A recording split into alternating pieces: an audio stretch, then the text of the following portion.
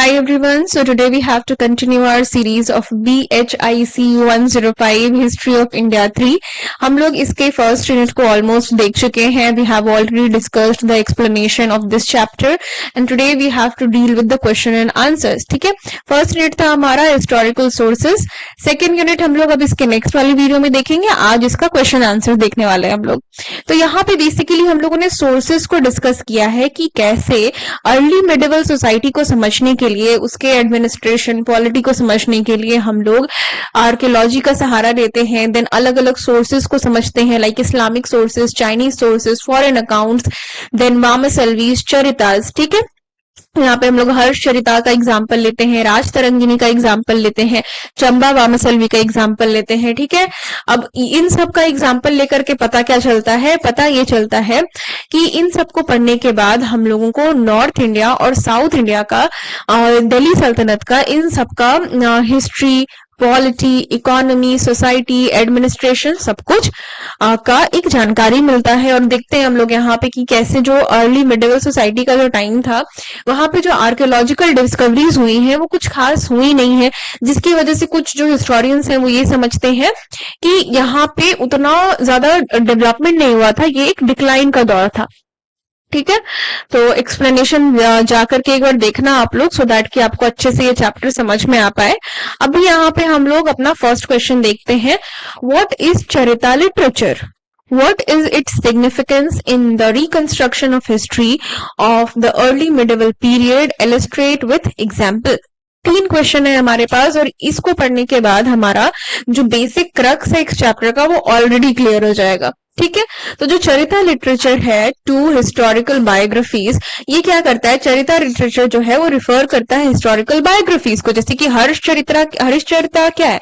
हर्ष चरिता में बेसिकली हर्ष की लाइफ के बारे में लिखा गया है. तो बायोग्राफी क्या है? कि लाइफ के बारे में लिखना. तो चरिताज जो है वो एक ऐसा लेखनी का तरीका है जिसमें हिस्टोरिकल बायोग्राफीज लिखी जाती हैं, मेनली इन पोएटिक फॉर्म, जो काव्य के फॉर्म में लिखा जाता है. और ये सब कब हो रहा होता है? अर्ली मिडिवल पीरियड के टाइम पे हो रहा होता है. The word charita means deeds, actions और life story of a person. चरिता का मतलब ही यही होता है कि एक इंसान ने क्या किया, उसके एक्शंस कैसे थे और उसकी जीवनी कैसी थी. These works usually describe the lives, achievements and military exploits of kings and rulers. ठीक है, तो ये जो वर्क्स हैं ये अक्सर क्या डिस्क्राइब करते थे? ये डिस्क्राइब करते थे कि किस तरह से एक जो रूलर है वो रहता था, उसकी क्या अचीवमेंट थी, देन मिलिट्री का किस तरह से राजा ने, रूलर ने इस्तेमाल किया. Although they were written not written as objective of historical records.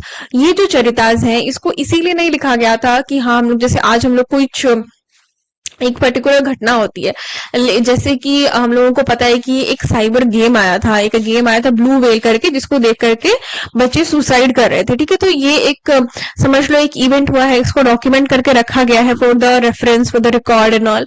तो इस तरह से इतिहास को पहले नहीं लिखा जाता था. They are valuable sources for understanding the political and social history of period. ये एक वैल्यूएबल सोर्सेज हैं जिसके हेल्प से हम लोग क्या करते हैं, इसकी हेल्प से हम लोग पॉलिटिकल और सोशल हिस्ट्री को समझ सकते हैं. लेकिन ये इसका कोई होता नहीं एक मोटिव, ये होना कि मेरा मोटिव इस चीज को लिखने का ये था कि हाँ इतिहास को संभाल के रखना है, तो वो उसका मोटिव नहीं था. The significance of charita literature lies in its contribution. जो चरिता लिटरेचर का सिग्निफिकेंस है कि हम लोग इसको क्यों पढ़ते हैं, वो इसमें है कि उसको किस तरह से रिकंस्ट्रक्ट करा जाए और समझा जाए कि क्या एक्सट्रैक्ट्स हम लोग निकाल सकते हैं about medieval society of India from these charitas. ठीक है, यही पे उसका सिग्निफिकेंस है. Now, after the Gupta period, many new kingdoms emerged and rulers needed to legitimize their authority. तो गुप्ता पीरियड के बाद, जब गुप्ता पीरियड का एंड होता है, उसके बाद बहुत सारे रूलर्स जो थे छोटे छोटे जगहों पे उभर के आते हैं और उन लोगों को लेजिटिमाइजेशन की जरूरत थी. मतलब कि उन लोगों को ये जरूरत थी कि उनका जो राज्य है जिसपे वो क्लेम कर रहे हैं उसको कोई उंगली ना उठा सके कि हमारा हक है या नहीं है, कि तुम बताओ कि यू राज कर सकते हो या नहीं कर सकते हो। तो उन लोगों को बेसिकली खुद को लेजिटिमाइज करने की जरूरत थी, हक दिखाने की जरूरत थी। तो court poets composed biographies that glorified kings and their dynasties. इसीलिए उनके कोर्ट्स के जो पोएट्स थे, ठीक है, उनके जो प्रजा, उनका जो एक होता है ना मंत्रिमंडल, तो मंत्रिमंडल में जो उनके जो पोएट्स थे, उन्होंने उनके लिए बायोग्राफीज लिखी, उनके डायनेस्टी के जो पहले के जो किंग्स रहे उनको, उनके लिए प्रेजिंग्स लिखी।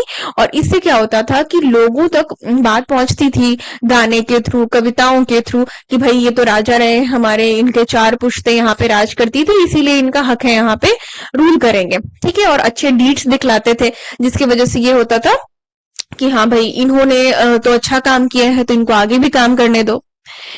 These texts provide information about royal genealogy, political conflicts, military campaigns, succession disputes and administrative practices. अब चरिताज से हम लोगों को रॉयल जीनियोलॉजी की, किसके बाद कौन राजा बना, देन पॉलिटिकल कॉन्फ्लिक्ट कैसे कैसे रहे, मिलिट्री कैंपेन्स कहाँ कहाँ लड़ाइयां हुई, सक्सेशन के लिए कोई लड़ाई तो नहीं हुई, एडमिनिस्ट्रेशन में क्या प्रैक्टिसेस था, टैक्स के लिए ये लोग कभी अकाल पड़ गया तो छूट देते थे, नहीं देते थे, होता क्या था इनके काल में।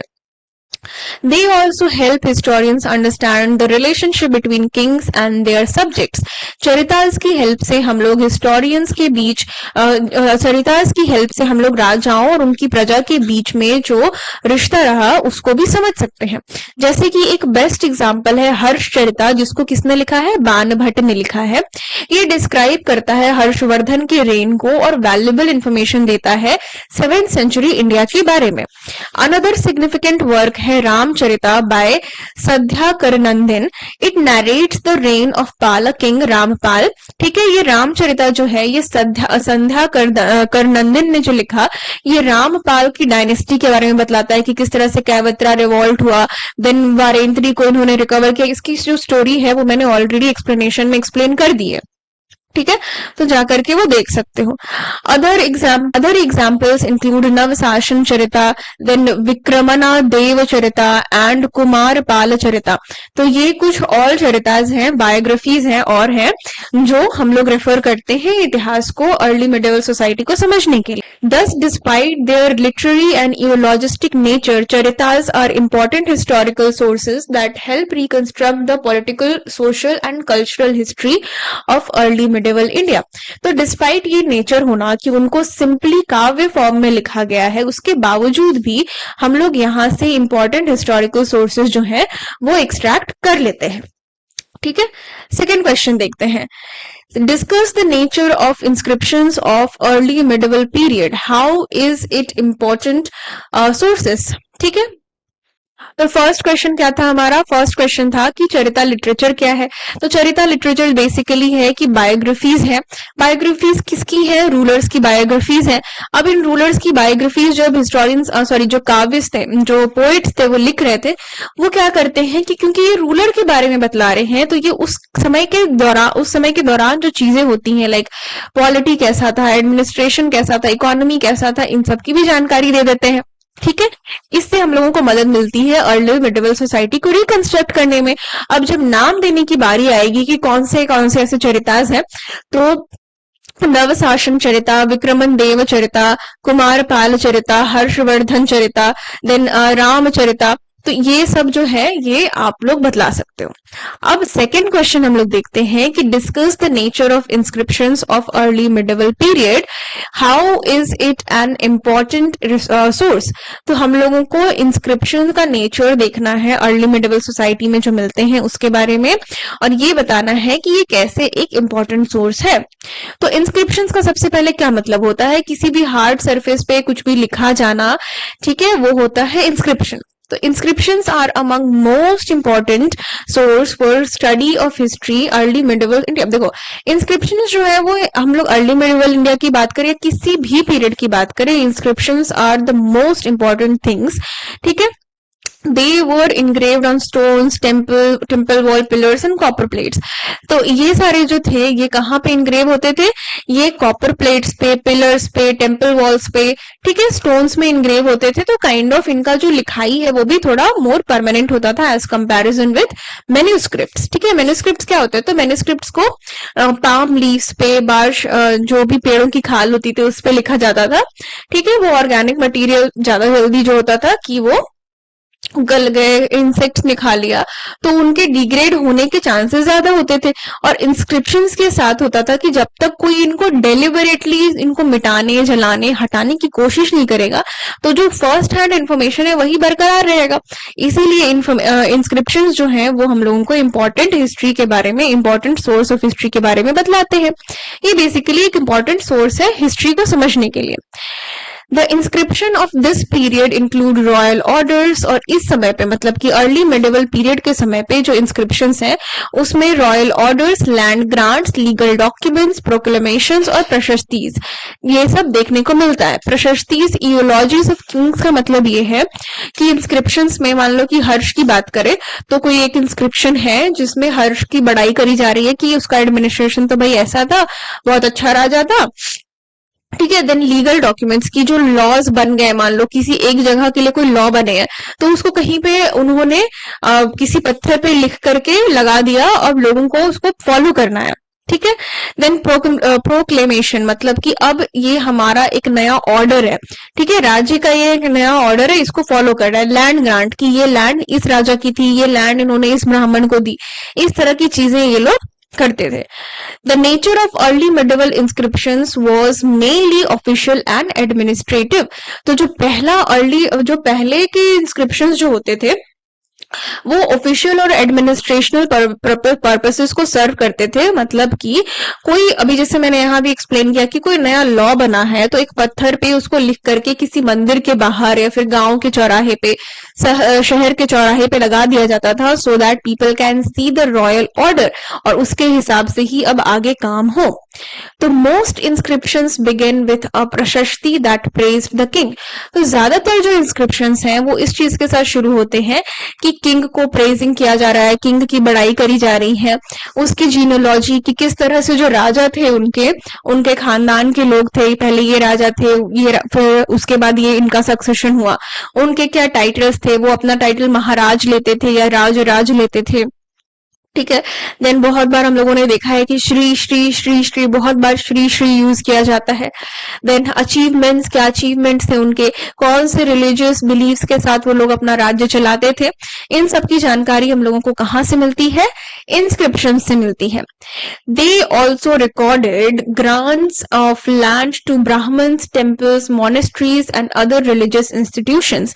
ऐसे भी इंस्क्रिप्शंस मिले हैं जहां पे ब्राह्मण्स को अगर कोई लैंड दी गई है, कोई टेम्पल दिया गया है, बुद्ध जैन के लिए कोई मोनेस्ट्रीज बनवाई गई हैं, ठीक है, कोई भी रिलीजियस इंस्टीट्यूशन बनवाया गया है तो उसको लेकर के एक इंस्क्रिप्शन मिलेगा। जैसे कि एक बहुत कोई बड़ा मंदिर बनवाया गया, अब वहां पे एक बहुत बड़े स्टोन में लिख दिया गया कि ये इस राजा के अंडर ये इस समय पे बनवाया गया। ठीक है, तो वो हमारे लिए अब एक सोर्स हो गया है। तो unlike the pre-Gupta period when grants were often of revenue, the post-Gupta period witnessed the grant of land itself, leading to the growth of landed elites। ठीक है, तो pre-Gupta period के समय पे क्या होता था कि किंग्स यूजुअली क्या करते थे कि वो लोग जो रेवेन्यू है किसी पीस ऑफ लैंड का दे देते थे। ठीक है, कि इस लैंड से जो भी रेवेन्यू होगा वो तुम्हारा होगा। लैंड जो है वो अभी भी किसको बिलोंग करता था? वो बिलोंग करता था राजा को, और जो पर्सन होता था जो कि ग्रांट को रिसीव करता था वो टैक्स कलेक्ट करता था फार्मर्स से। ठीक है, सिंपल ये प्रोसीजर था। लेकिन पोस्ट गुप्ता पीरियड के बाद, मतलब कि गुप्ता पीरियड के खत्म होने के बाद क्या होता है कि किंग्स जो है वो डायरेक्टली लैंड्स ही असाइन कर देते थे किसी पर्टिकुलर इंसान को, और टैक्स का जो रेवेन्यू सिस्टम है कि उस लैंड से जो भी टैक्स निकलेगा वो आपको लेना है, वो खत्म हो जाता है। वो लैंड ही अब उनका है, वहां से वो रेवेन्यू ले या कुछ भी करे। तो जो इंसान जिसको ये लैंड रिसीव होता था वो बेसिकली उस लैंड का ओनर और कंट्रोलर बन जाता है। इसी वजह से लैंडेड एलिट जो है उनका ग्रोथ होता है इस समय पे। अब inscriptions were generally written in Sanskrit, although regional languages gradually appeared later. तो inscriptions जो है वो generally संस्कृत में लिखे जाते थे, लेकिन हम लोगों को कुछ ना कुछ ऐसे inscriptions मिले हैं जो कि regional languages में लिखे गए थे. They carried precise dates. अब यहाँ पे precise dates होते हैं, rulers के नाम होते हैं, details of the grant, then royal seal for authentication. और royal seals होते थे ये बतलाने के लिए कि yes, this is the grant from the king only. Then many inscriptions were engraved on temple walls and copper plates, making them durable historical records. तो बहुत सारे जो inscriptions थे वो टेम्पल के वॉल्स पे, कॉपर प्लेट्स पे लिखवाए जाते थे ताकि उसको बहुत लंबे समय तक कुछ भी हानि ना हो. इंस्क्रिप्शंस जो है इसीलिए भी एक इम्पॉर्टेंट सोर्स हो जाती है क्योंकि ये पॉलिटिकल, इकोनॉमिकल, सोशल और रिलीजियस लाइफ के बारे में भी बतलाती हैं उस पीरियड की जिस पीरियड में वो इंस्क्रिप्शन लिखी गई है. They help historians reconstruct dynastic history, state formation, administration, taxation and land ownership and agricultural expansion. Inscriptions के थ्रू हम लोग ये भी रिकंस्ट्रक्ट कर सकते हैं कि किस तरह से हिस्ट्री में स्टेट फॉर्मेशन हुआ है, एडमिनिस्ट्रेशन कैसा चलता था, टैक्सेशन का क्या यहाँ पे नियम था. जैसे अभी हम लोगों ने प्री गुप्ता पीरियड और पोस्ट गुप्ता पीरियड के टैक्सेशन को समझा, लैंड ओनरशिप को समझा. ठीक है कि किस तरह से एक जो लैंड है वो पहले राजा को ही बिलोंग करता था, बस रेवेन्यू लेते थे लोग वहां से, लेकिन बाद में लैंड ही किसको बिलोंग करने लग गया, एक पर्टिकुलर इंसान को उसके कंट्रोलर बना दिया गया. They also throw light on social groups such as Brahmins, peasants, artisans, dignitaries जिनको सामंत कहते हैं, और कायस्थ. ये कुछ सोशल ग्रुप्स हैं जिनके ऊपर जो हमारा इंस्क्रिप्शंस है वो हम लोगों को इन ग्रुप्स के बारे में और जानकारी देते हैं बेसिकली. तो land grant inscriptions are specially valuable for understanding debates on feudalism, urbanization and legal status and the status of women in early medieval India. तो अर्ली मिडिवल इंडिया में फ्यूडलिज्म, अर्बनाइजेशन और स्टेटस ऑफ वुमेन को भी समझा जाता है. They reveal how kingdoms expanded into forest areas and how new settlements developed. ये भी बतलाते हैं कि किस तरह से जो किंगडम्स हैं वो एक्सपैंड होते हैं और न्यू सेटलमेंट्स मतलब कि कोई नया राज्य बन रहा है, कोई एक नया किंगडम बन रहा है, तो उसकी भी जानकारी यहाँ से मिलती है. एक चंदेला डायनेस्टी का हम लोगों को इंस्क्रिप्शन मिला है जो कि इस बात का बेस्ट एग्जांपल है क्योंकि यहाँ पे हम लोगों को इन्फॉर्मेशन मिलती है state formation, political alliances, warfare, genealogy, religious patronage की ये लोग किस किस धर्म के लोगों को पैसे दिया करते थे to flourish, to maintain their mandir, और होता है ना कि मठ वगैरह या फिर कुछ मोनेस्ट्रीज हैं तो जिनको भी ये लोग सपोर्ट करते थे, पैट्रनेज करते थे, तो पैसे देते थे, घर देते थे, लैंड देते थे.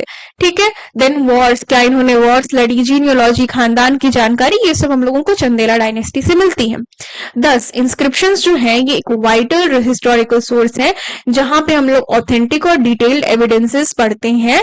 ठीक है. अगेन बार बार एक चीज रिपीट हो रही है कि पॉलिटिकल, इकोनॉमिकल, सोशल और कल्चरल डेवलपमेंट जो है अर्ली मिडिवल सोसाइटी की हम लोगों को कहां से मिलती है, इंस्क्रिप्शन से मिलती है. ठीक है. इसीलिए इंस्क्रिप्शंस जो है वो एक इम्पॉर्टेंट सोर्सेज हैं. कुछ इम्पॉर्टेंट इंस्क्रिप्शंस का नाम मेंशन कर देना, जैसे कि ये जो चंदेला डायनेस्टी का जो इंस्क्रिप्शन है वो बताना कि ये हम लोगों को ये चीजें बतलाता है. क्रक्स तो इस चैप्टर का सिंपल है कि इंस्क्रिप्शंस जो है, मतलब इस क्वेश्चन का क्रक्स सिंपल है कि इंस्क्रिप्शंस जो है वो पॉलिटिकल, एडमिनिस्ट्रेशनल, इकोनॉमिक, सोसाइटल ये सब चीजों पे अपना लाइट दिखाते हैं. ठीक है, मतलब बतलाते हैं लोगों को. अब कुछ एग्जाम्पल दे देना, जैसे कि चंदेला डायनेस्टी, इसके साथ साथ बतला देना कि इंस्क्रिप्शंस एक्चुअली होते कहाँ हैं, कहाँ लिखे जाते थे. जैसे टेम्पल वॉल्स, पिलर्स, स्टोन्स पे लिखे जाते थे. ओके. उसके बाद जो एक स्पेशल ग्रुप है जैसे कि ब्राह्मण, पेजेंट्स, आर्टिशंस, सामंस और कायस्थ, इन पे क्या उस समय का सोसाइटी कैसे इन पे वर्क करता था, ये सोसाइटी के लिए कैसे वर्क करते थे, ये सब भी पता चलता है. ठीक है. तो ये सब कुछ यहाँ बतला देना. साथ ही साथ ये भी बतला देना कि इंस्क्रिप्शन कौन सी भाषा में लिखा जाता था, मतलब मोस्टली संस्कृत में. Then religious language, regional languages भी मिलती हैं. ओके यहाँ पे हमारा सेकेंड क्वेश्चन खत्म होता है। अब हम लोग देखते हैं next, what do you mean by term vamshavali, discuss the significance of Rajatarangini as a historical source. This is VVIP question, ठीक है। तो वामसलवी का सिंपल मतलब तो एक्सप्लेनेशन अगर देख के आए होगे तो समझ में आता होगा कि इसका मतलब है जीनियोलॉजी, कि किसी खानदान का इसमें पूरा जानकारी होता है, सक्सेशन कैसे हुआ, रूल कैसा था, कब से कब तक कौन राज्य कर रहे थे, कोई इंपॉर्टेंट वॉर हुआ या नहीं हुआ, ये सब पता चलता है। देन राजतरंगिनी जो है ये कलहन ने लिखी है, इसमें आप लोगों को एकदम बिगिनिंग से लेकर के 12th सेंचुरी का कश्मीर का हिस्ट्री मिलेगा। ओके, तो ये सब हम लोग आगे देखेंगे। Okay, the term Vamasalvi means a chronic or genealogical record of a dynasty, kingdom, reign, temple or ruling family. वामसलवी का क्या मतलब है? किसी भी चीज की क्रोनोलॉजी, डेट वाइज इंफॉर्मेशन होना, खानदान की इंफॉर्मेशन होना कि वो किस डायनेस्टी से वो राजा बिलोंग करता था, क्या उसका राज्य था, कौन सा उसका एरिया था, कौन से उसने टेम्पल्स बनवाए और वो किस रूलिंग फैमिली से बिलोंग करता था। तो वामसलवी का सिंपल सा अर्थ है एक पूरे घराने की जानकारी। It records the succession of rulers. Vamshavalis में हम लोगों को सक्सेशन ऑफ रूलर्स मिलते हैं, देन इंपॉर्टेंट पॉलिटिकल इवेंट्स की जानकारी मिलती है और हिस्ट्री ऑफ पर्टिकुलर रेन, ठीक है, हिस्ट्री ऑफ पर्टिकुलर रीजन, एक पर्टिकुलर रीजन का, एक पर्टिकुलर लोकेलिटी का यहाँ पे हिस्ट्री भी किसके थ्रू मिलता है? वामसलवी के थ्रू। तो vamshavalis are valuable historical sources because they help reconstruct dynastic history, state formation, social changes and political developments in early medieval India. तो वामसलवी से हम लोगों को डायनेस्टिक हिस्ट्री को रिकंस्ट्रक्ट करने में मदद मिलती है, जहां हम लोग स्टेट फॉर्मेशन, सोशल चेंजेस और पॉलिटिकल डेवलपमेंट्स के बारे में समझते हैं ऑफ अर्ली मिडिवल इंडिया। एक बहुत फेमस वामसलवी है जिसका नाम है राजतरंगिनी, जिसको किसने लिखा था? इसको कलहन ने लिखा था 1148 सीई में, ठीक है। The title means river of Kings, राजाओं की नदियां, ठीक है। रिवर ऑफ मतलब कि एक नदी है जिसमें बहुत सारे राजा हैं। तो it is a history of Kashmir, इसमें कश्मीर के शुरू होने से लेकर के, कश्मीर के हिस्ट्री की शुरुआत होने से लेकर के 12th सेंचुरी तक की हिस्ट्री के बारे में बतलाया गया है। It is a history of Kashmir from ancient, हाँ ठीक है, finest example of historical writing in India. और राजतरंगिनी इंडिया में लिखे जाने वाले इतिहास का सबसे बेस्ट एग्जाम्पल है, ठीक है। The significance of राजतरंगिनीज lies in its systematic and critical approach। जिस तरह से राजतरंगिनी को लिखा गया है ये एक बहुत इंपॉर्टेंट चीज है कि उसके लिखे जाने की वजह से ये बहुत ज्यादा इंपॉर्टेंट बनता है। जैसे कि जो दूसरे वर्क हैं उसमें ज्यादातर राजाओं को प्रेज किया जाता है, लेकिन कलहन जो है वो क्या करता है कि प्रेजेंट एविडेंसेस के हिसाब से ऑब्जेक्टिवली क्या कर रहा है कि इतिहास को लिख रहा है, अपनी बुक को लिखता है, राजतरंगिनी को लिखता है। He consulted various sources such as inscriptions, coins, chronicles, local traditions, and earlier texts. तो राजतरंगिनी में कलहन जो है वो सिर्फ कहीं सुनी बातें नहीं लिखता है, वो इंस्क्रिप्शंस, कॉइन्स, क्रोनोलॉजीज, इन सबको ध्यान में रखते हुए, जैसे हम लोग आज इतिहास लिखते हैं, किसी चीज को डॉक्यूमेंट, किसी भी डॉक्यूमेंटेड चीज को हम लोग सही और गलत बताते हैं, उस तरीके से ये राजतरंगिनी लिखी गई है। इन्होंने इवन जो पहले जो काम किया गया है, कुछ मान लो कि राइटर्स ने कुछ अपनी टीचिंग्स लिखी हैं, तो उन अकाउंट्स को भी सही करने की कोशिश की है यहाँ पे। और राजतरंगिनी जो है ये हम लोगों को इंपॉर्टेंट इन्फॉर्मेशन देती है अबाउट कश्मीर, इसकी डायनेस्टीज, कौन कौन सी लड़ाइयां हुई, कैसा एडमिनिस्ट्रेशन था यहाँ और रॉयल सक्सेशन कैसे होता था कश्मीर में। यहाँ पे हम लोगों को एक और चीज की जानकारी मिलती है which is social, religious and cultural conditions in the area of Kashmir. Rajatarangini में सिर्फ और सिर्फ कश्मीर की ही जानकारी नहीं मिलती है, राजतरंगिनी की हेल्प से अशोक, कनिष्क और मिहिर कुल जैसे राजाओं के बारे में भी जानकारी मिलती है। देन यहाँ पे ये भी पता चलता है कि एक कोटा डायनेस्टी है उसका राइज हो रहा है, तो उसका जो रिकॉर्डिंग्स है वो भी मिलता है यहाँ पे। कलहन का जो रेफरेंस है, Kalhan's references can often be corroborated by inscriptions and Chinese records, increasing the reliability of the text. Kalhana की जो राइटिंग है, कलहन जहाँ से अपना रेफरेंसेस लेता है, उनको सपोर्ट कौन करता है? उनको इंस्क्रिप्शंस और चाइनीज रिकॉर्ड सपोर्ट करते हैं। मतलब ये नहीं है कि सिर्फ राजतरंगिणी लिखी गई है, दिख रहा है कि हाँ यहाँ पे कुछ स्टडीज की गई होंगी, तो हाँ ठीक है, इसने लिखा है कि ये स्टडी करके लिख रहा है, तो हम लोगों ने मान लिया है कि हाँ कलहन ने एक डिटेल्ड हम लोगों को एनालिसिस प्रेजेंट किया है। The answer is no. यहाँ पे क्या हो रहा है कि कलहन की जो राइटिंग्स है उनको बैकिंग कौन देता है? इंस्क्रिप्शंस और चाइनीज रिकॉर्ड्स। ठीक है, तो अब राजतरंगिणी के अलावा चंबा वामसलवी भी है, ठीक है, जो कि चंबा डायनेस्टी का इंफॉर्मेशन देता है। लेकिन जो राजतरंगिणी है इसका जो अपना यूनिक वे है वो इतिहास में और जो बुक्स हमारे पास अवेलेबल है उन सबसे अलग है। तो कंक्लूजन में हम लोग कह सकते हैं कि जो वामसलवी है वो एक इम्पॉर्टेंट सोर्स है जिससे हम लोग डायनेस्टीज, रीजन, रेन, किंग्स, उनका रूल्स, पॉलिटी, एडमिनिस्ट्रेशन, ये सब समझ सकते हैं वामसलवीज के थ्रू। और राजतरंगिणी जो है वो एक बहुत इंपॉर्टेंट वामसलवी है जो कि कश्मीर की जानकारी देता है। देन कुछ और रूलर्स की बात करता है जैसे कि अशोक, मिहिर कुल, कनिष्क, ओके। और ये जीरो से लेकर के मतलब एकदम शुरुआत से लेकर के 12th सेंचुरी तक की कश्मीर की हिस्ट्री बतलाता है। ओके, तो I hope this question was clear कि वामसलवी क्या होती है और राजतरंगिणी को एक इम्पॉर्टेंट हिस्टोरिकल सोर्स की तरह क्यों देखते हैं हम लोग। ठीक है, नेक्स्ट क्वेश्चन देखते हैं, which is right a note on Islamic sources of early medieval period. Islamic sources जो हैं वो बेसिकली जब मोहम्मद गौरी आक्रमण करता है, फिर कुतुबुद्दीन ऐबक दिल्ली सल्तनत स्टैब्लिश करता है, उसके बाद से जो चीजें लिखी गई हैं वो इस्लामिक सोर्सेज है मोटे मोटे तौर पे। तो इस्लामिक यहाँ पे देखते हैं कि the establishment of Islamic rule in north India brought a new tradition of historical writing. तो जब इस्लामिक रूल भारत में आ जाता है, ठीक है, नॉर्थ वेस्टर्न फ्रंटियर के थ्रू दिल्ली पे जब शासन होता है इनका, तो यहीं से इतिहास को लिखने की एक नई जद्दोजहद शुरू होती है। तो पर्शियन एंड अराबिक स्कॉलर जो होते हैं वो political events, rulers, administration, military campaigns को सिस्टमैटिकली लिखना शुरू करते हैं।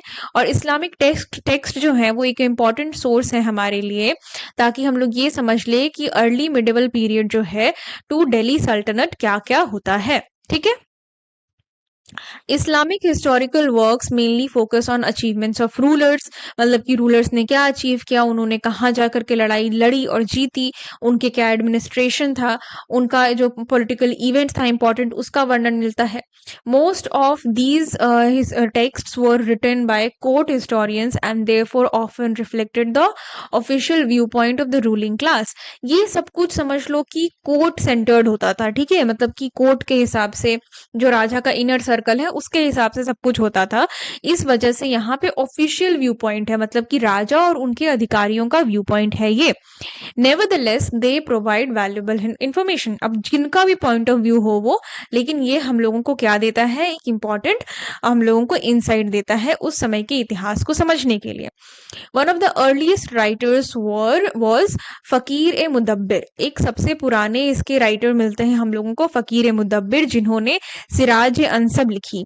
ठीक है, ये क्या करता है कि इट कंटेन्स इंफॉर्मेशन, ये जो किताब है ये इंफॉर्मेशन रखती है कि गुरीद कॉन्क्वेस्ट, मतलब कि मोहम्मद गौरी जो आक्रमण करता है भारत पे, और मोहम्मद गौरी फिर अपने एक दास कुतुबुद्दीन ऐबक को छोड़ करके चला जाता है कि अब तुम क्या करो, अब तुम भारत पे, दिल्ली पे राज करो। ठीक है, अनदर इम्पॉर्टेंट सोर्सेज, एक और इम्पॉर्टेंट सोर्स है जहां पे कुतुबुद्दीन ऐबक के रेन, साथ ही साथ मोहम्मद गौरी के कॉन्क्वेस्ट की बात होती है, विच इज तजुल मसारी, जो कि किसने लिखा है, हसन निजामी ने लिखा है।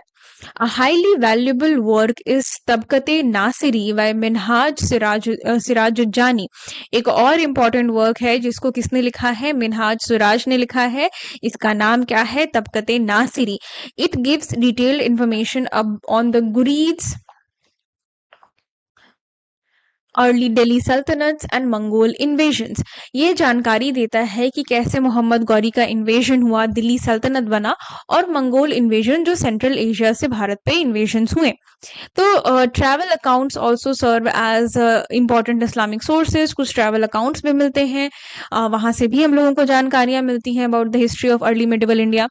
The famous traveler Ibn Battuta wrote Rihala, which provides information about society, administration, economy and daily life. ठीक है, तो इस्लामिक सोर्सेज जो हैं वो एक सिग्निफिकेंट सोर्स है हमारे लिए, क्योंकि ये हम लोगों को डिटेल क्रोनोलॉजी देते हैं, पॉलिटिकल इवेंट्स देते हैं।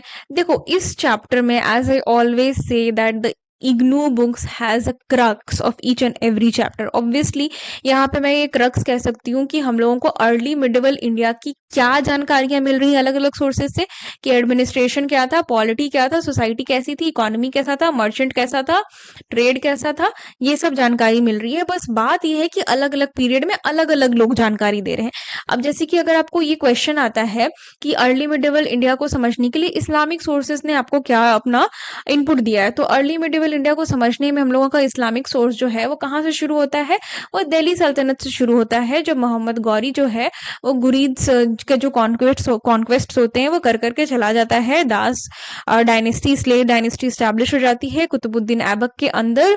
यहाँ पे 3-4 हमारे पास राइटर्स अवेलेबल हैं, जैसे कि फकीर ए मुदब्बिर, देन तुजुल मिस नहीं सॉरी हसन निजामी, मिनहाज सिराजुज्जानी। तो ये सब नाम याद रखने होंगे आपको, ठीक है। ऐसा ही और ये क्वेश्चन था कि अराज तरंगिनी, वामसलवी। तो और क्या यहाँ पे क्रक्स में आप ऐड कर सकते हो कि अर्ली मिडिवल इंडिया को समझने के लिए हम लोग अर्ली मिडिवल इंडिया में क्या क्या चीजें समझ रहे हैं, एडमिनिस्ट्रेशन, पॉलिटी, ईटीसी ईटीसी।